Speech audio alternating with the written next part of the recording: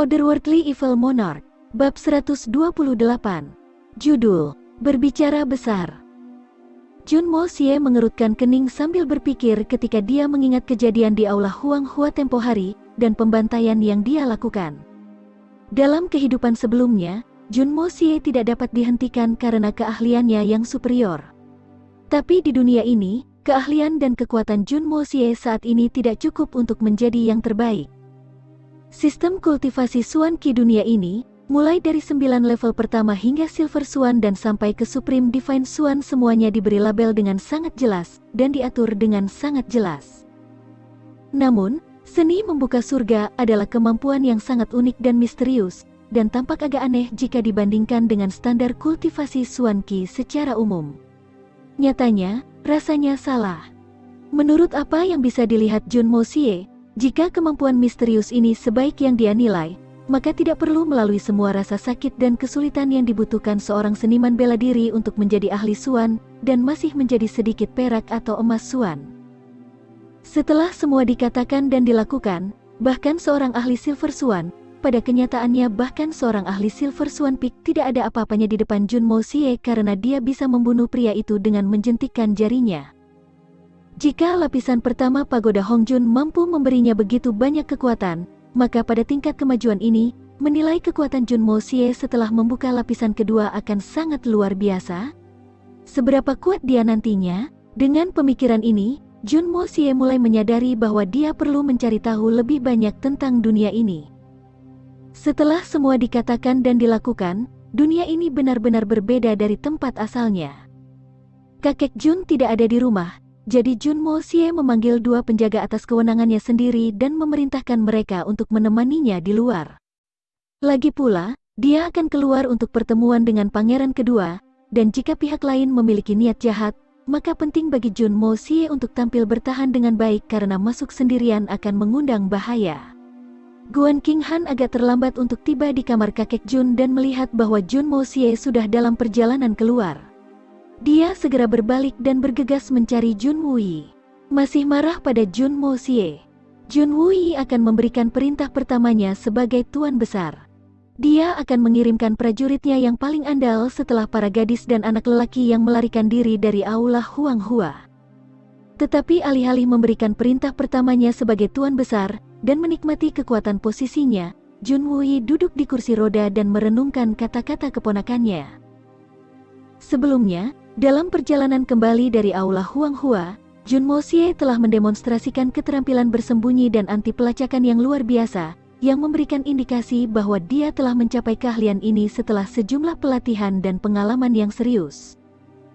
Setelah kembali ke kediaman Jun Wui telah mencoba mengingat kata-kata, tindakan, gerakan Jun Mo Xie, dan setiap kali dia mengingat kembali ingatan di kepalanya, dia akan menyadari bahwa dia telah melewatkan sesuatu terakhir kali. Belakangan, Jun Mo Xie berkata, latihanku ada dalam instingku. Aku tidak sengaja berlatih, tetapi aku tetap berlatih sepanjang waktu. Kalimat yang satu ini telah melekat di benak Jun Wui sejak saat itu, dan dia belum bisa mengeluarkannya dari kepalanya. Frasa ini cukup masuk akal. Sebenarnya, itu fakta yang sangat sederhana. Jika latihan tertanam dalam naluri seseorang, lalu mengapa orang tersebut perlu melakukannya dengan sengaja? Tapi bisakah ini dilakukan, dan hasil seperti apa yang mungkin? Tetapi sekali lagi, Jun Wui secara pribadi telah melihat Jun Mo Xie beraksi, dan menyadari bahwa keahlian Jun Mo Xie jauh lebih unggul daripada pria manapun yang pernah dia kenal. Meski Jun Mo Xie masih belia, prestasinya di ranah bela diri sudah layak disulap menjadi cerita rakyat yang abadi. Wajah Jun Wui membawa ekspresi serius. Karena Mo Xie bisa melakukannya, kenapa aku tidak bisa? Apakah aku tidak berguna? Bersamaan dengan itu, Jun Wui juga tahu bahwa jika dia ingin keluarga Han Yan Yao mengakui kasih sayang mereka, maka dia perlu menyesuaikan gaya pelatihan Jun Mo Xie. Sebenarnya, inilah harapan terbaiknya. Pikiran Jun Wui benar-benar kacau dengan pemikiran seperti itu, tetapi dia tidak menyadari bahwa ide yang satu ini akan membawanya ke jalan kebesaran. Meskipun, momen ini hanyalah permulaan. Jun Mo Xie dapat melakukan jenis latihan ini karena dia telah dilatih dengan cara ini di inkarnasi sebelumnya, dan seni membuka surga sedikit berbeda dari Xuan Qi. Qi dan darah mengalir melalui meridiannya bersama, sebagai fusi. Selain itu, Pagoda Hongjun terus-menerus memancarkan Qi untuk membantunya mendukung latihannya, yang cukup sulit dicapai oleh praktisi biasa.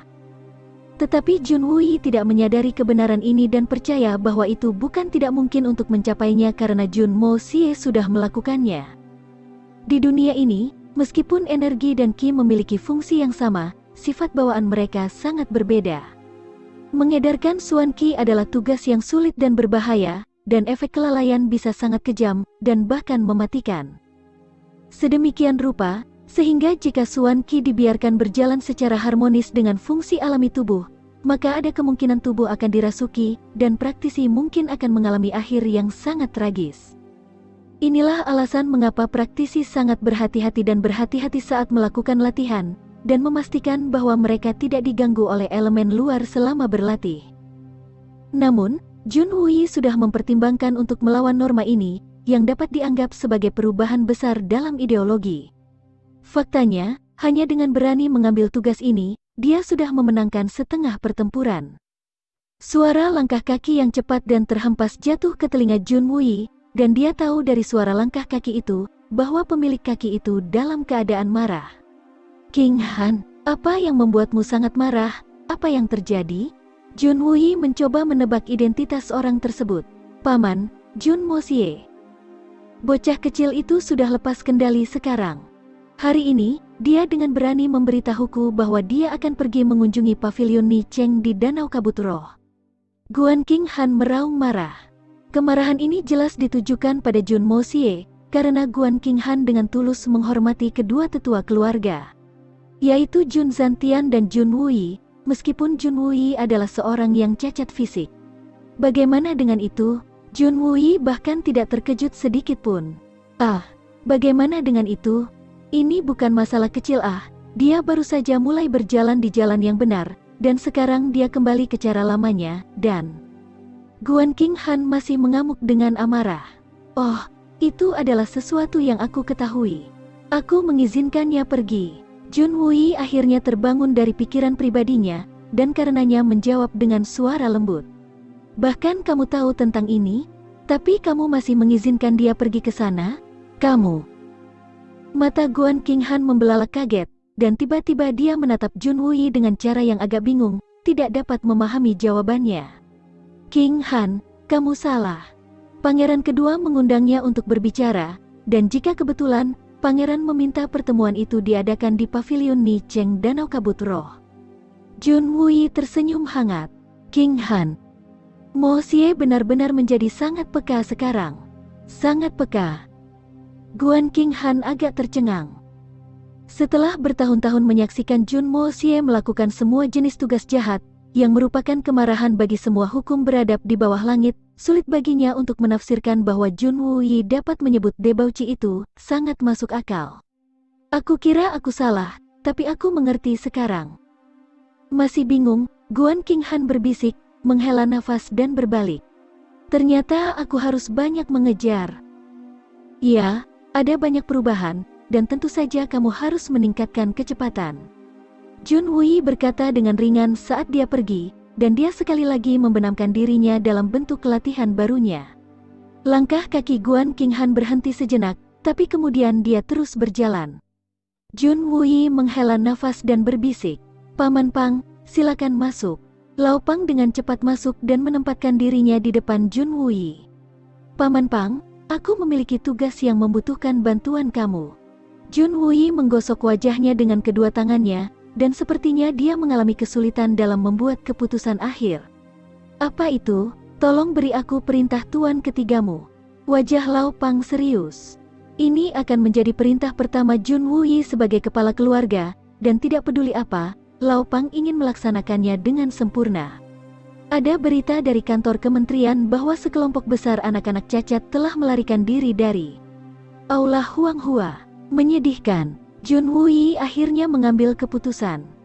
Tolong selidiki berapa banyak dari mereka yang masih hidup, dan gunakan sumber daya keluarga untuk membantu mereka mempersiapkan masa depan yang lebih baik. Mereka masih anak-anak. Ya, aku akan melakukannya. Lao Pang selesai dan berbalik untuk pergi. Jika kamu bisa melakukan ini secara diam-diam, maka jangan ungkap identitas kamu. Jika kamu menghadapi halangan apapun, tolong ungkapkan bahwa itu dilakukan atas perintahku. Jun Wuyi mendongak, dan matanya menunjukkan sedikit ketajaman. Paviliun Ni Cheng. Lantai 3 besar dari bangunan itu hampir kosong, dan hanya sedikit orang yang duduk santai di sana, mengenakan pakaian yang anggun. Sarjana yang berhasil, pengusaha paruh baya, beberapa anak muda. Bahkan jika pakaian mereka tidak mahal, tindakan mereka cukup untuk mengungkapkan bahwa mereka semua berasal dari latar belakang sosial kelas atas. Junmo Xie hanyalah seorang debauci dan boros. Kamu tidak perlu datang dan menyapa bocah itu secara langsung. Tapi sekarang hadir untuk memberkati dia, anak itu akan mulai berbicara besar. Penuturnya kira-kira berumur 20 tahun, dan kelihatannya agak pucat. Tubuhnya sangat kurus, dan tangannya dengan santai mengayunkan kipas tangan. Meskipun identitasnya tidak diketahui, terlihat jelas dari bahasa tubuhnya bahwa orang ini berasal dari keluarga yang berpengaruh. Saudaraku tidak perlu bertemu langsung dengan Junmo Xie.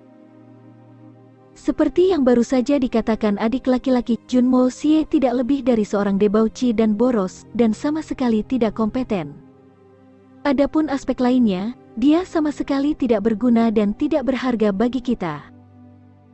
Tapi ya, dia memang memiliki keluarga yang kuat di belakangnya, jadi kita harus lebih fokus pada yang lebih tua, seperti Jun Zantian mungkin.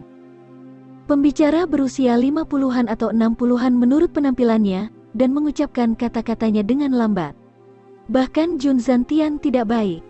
Apa dia sebenarnya?